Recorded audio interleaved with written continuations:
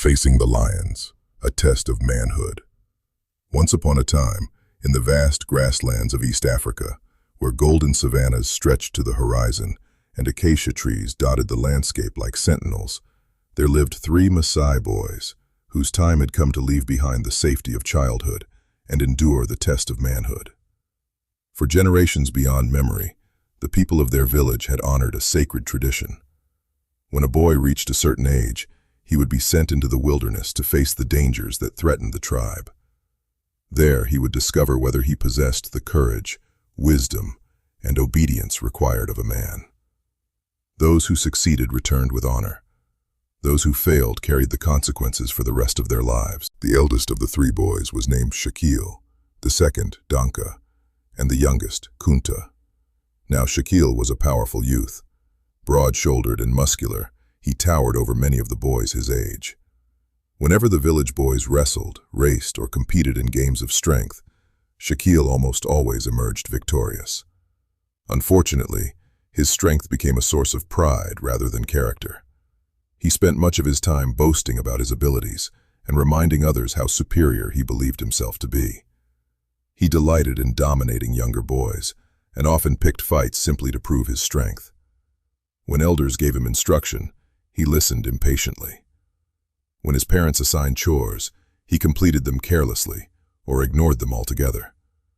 Never was Shakil happier than when he was the center of attention. While others worked, he dreamed of greatness. While others learned, he boasted. Neglecting both his studies and responsibilities, he would spend hours describing the glorious future that awaited him. One day, he often declared while sitting beneath the shade of a large acacia tree, "I will become chief of this village. Then everyone will obey me."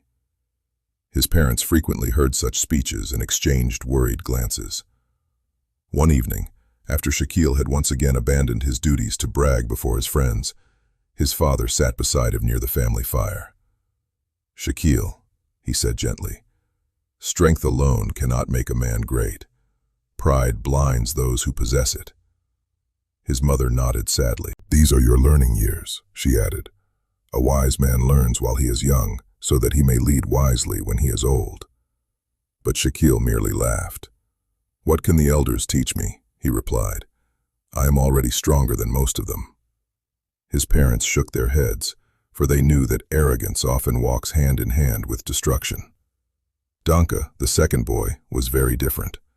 Though kind-hearted and obedient, he was small for his age and lacked confidence in himself. He faithfully completed his chores, helped his parents whenever asked, and treated others with respect. Yet he possessed one weakness that often held him back: fear. When the village boys gathered to play soccer in the dusty field near the cattle enclosure, Danka would be among the first to arrive. He loved the game and dreamed of scoring goals before cheering crowds.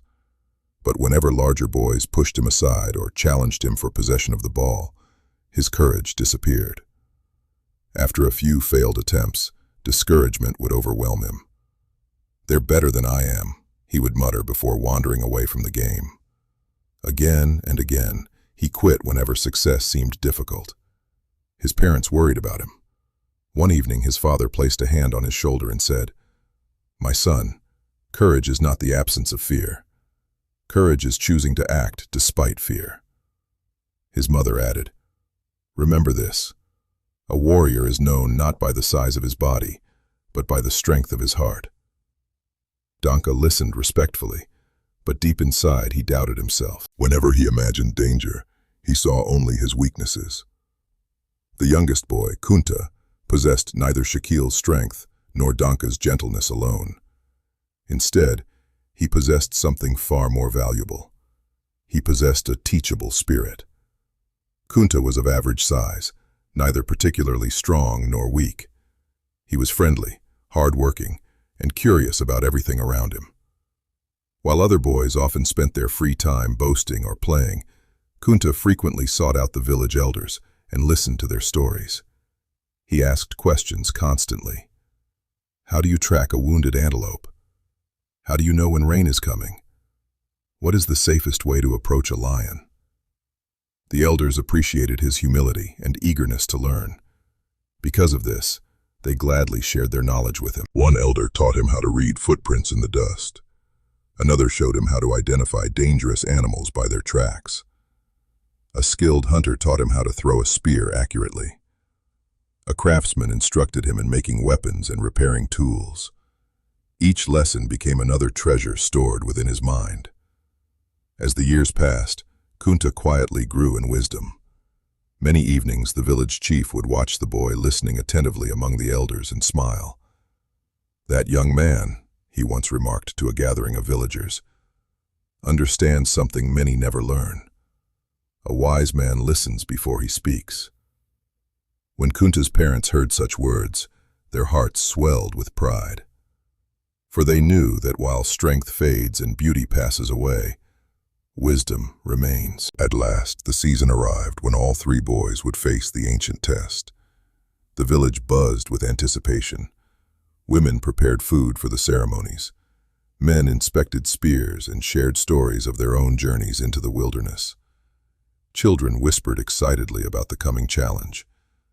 As the sun sank below the horizon on the evening before the test, the tribal chief summoned the boys to meet him. The old man stood taller than most despite his age.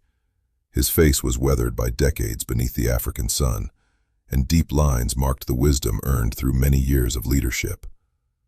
Leaning upon his carved staff, he studied each boy carefully. The village gathered in silence around a great fire as sparks drifted upward into the darkening sky. The chief's voice carried clearly across the assembly. "My sons," he began, "tomorrow each of you will walk a path from which there is no turning back. By this test you will discover what kind of men you truly are." The boys listened intently. The chief pointed toward the distant forest, whose dark outline could be seen against the evening sky. "Whatever you do, remain on the straight and narrow path. The path is your protection. From it you will be able to see danger before danger sees you." He paused and looked directly at Shakil. "If you become tired, do not seek shortcuts." Then he turned toward Danka. "If fear comes upon you, do not surrender to it." Finally, he looked at Kunta. "And if danger confronts you, remember what you have been taught." The chief raised his staff. "Use the trees as places of refuge if necessary. Everyone knows the lions cannot climb them. Do not wander into the tall grass where predators hide unseen. Do not fear the lion's roar, for their noise is often greater than their courage." The old chief's eyes seemed to shine in the firelight. "Keep your spear ready. Resist the lions and they will flee from you. Remember this well. Your strength will not save you. Your cleverness will not save you. Your speed will not save you. Only courageous obedience will bring you safely home." The village remained silent. Every person present understood that the chief was speaking about more than lions. He was speaking about life itself.